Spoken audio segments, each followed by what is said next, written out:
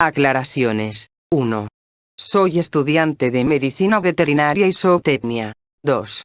Toda la información es obtenida de libros para no confundirnos y de igual manera lo visto en mis clases, ya que en internet muchas veces es errónea dicha información. La matriz de la vida. Interacciones débiles en un medio acuoso. Las macromoléculas que participan en la matriz estructural y funcional de la vida son estructuras inmensas que se mantienen unidas mediante enlaces covalentes fuertes. Con todo, el enlace covalente por sí solo no puede describir la complejidad de la estructura molecular en biología. Se trata de las interacciones no covalentes, también denominadas fuerzas no covalentes o enlaces no covalentes, que se producen entre iones, moléculas y partes de las moléculas. La secuencia lineal de residuos de nucleótidos en una cadena de DNA se mantiene por enlaces covalentes.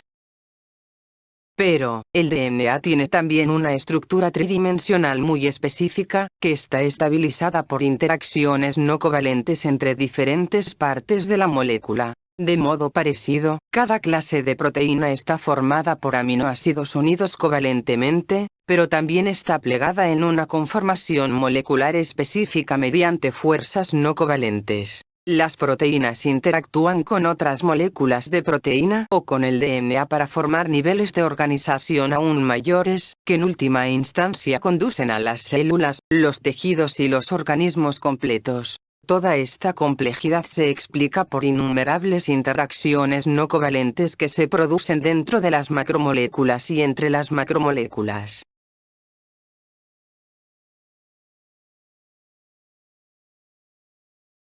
Naturaleza de las interacciones no covalentes. Las moléculas y los iones pueden interactuar de forma no covalente de varios modos. Todas estas interacciones no covalentes son fundamentalmente de naturaleza electrostática, es decir, dependen de las fuerzas que las cargas eléctricas ejercen entre ellas, aunque esto no se detecta fácilmente en algunos casos. Interacciones carga-carga. La interacción no covalente más sencilla es la interacción electrostática entre un par de partículas cargadas. Muchas de las moléculas que se encuentran en las células, entre ellas las macromoléculas como el DNA y las proteínas, tienen una carga eléctrica neta. Interacciones de dipolos permanentes e inducidos. Las moléculas que no tienen carga neta pueden, no obstante, tener una distribución interna asimétrica de la carga. Por ejemplo, la distribución electrónica de la molécula de monóxido de carbono sin carga es tal que el extremo del oxígeno es ligeramente más negativo que el extremo del carbono. Repulsión molecular en distancias muy reducidas. Radio de Van der Waals. Cuando las moléculas o los átomos que no tienen enlaces covalentes entre ellos se acercan tanto que sus orbitales electrónicos más externos empiezan a solaparse, existe una repulsión mutua. Enlaces de hidrógeno. Un tipo específico de interacción no covalente, el enlace de hidrógeno, tiene una gran importancia en bioquímica. La estructura y las propiedades de muchas moléculas biológicas así como las del agua, el disolvente biológico universal, están determinadas en gran medida por este tipo de enlace. El agua como disolvente. Los procesos vitales requieren que una gran variedad de iones y moléculas se muevan en proximidad, es decir, que sean solubles en un medio común.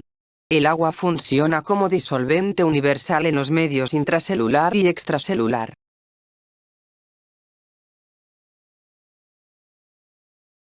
Equilibrios iónicos. Prácticamente todas las reacciones bioquímicas tienen lugar en un medio acuoso. Las excepciones son las pocas que tienen lugar en los interiores hidrófobos de las membranas. Las numerosas sustancias disueltas en el citosol acuoso y en los líquidos extracelulares corporales incluyen iones libres como K, Cl y Mg2, así como moléculas y macromoléculas con grupos ionizables. El comportamiento de todas estas moléculas en los procesos bioquímicos depende en gran medida de su estado de ionización. Por eso es importante que revisemos brevemente algunos aspectos del equilibrio iónico, especialmente el equilibrio ácido-base y la ionización del agua.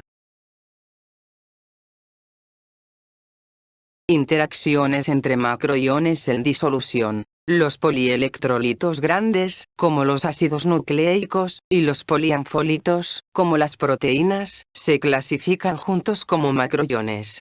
Dependiendo del pH de la disolución, pueden tener una carga neta considerable.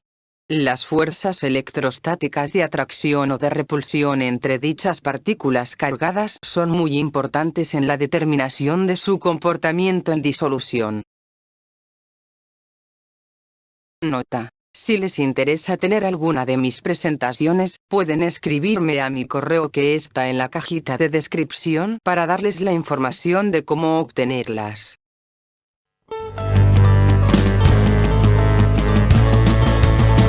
Suscríbete y activa la campanita de notificaciones.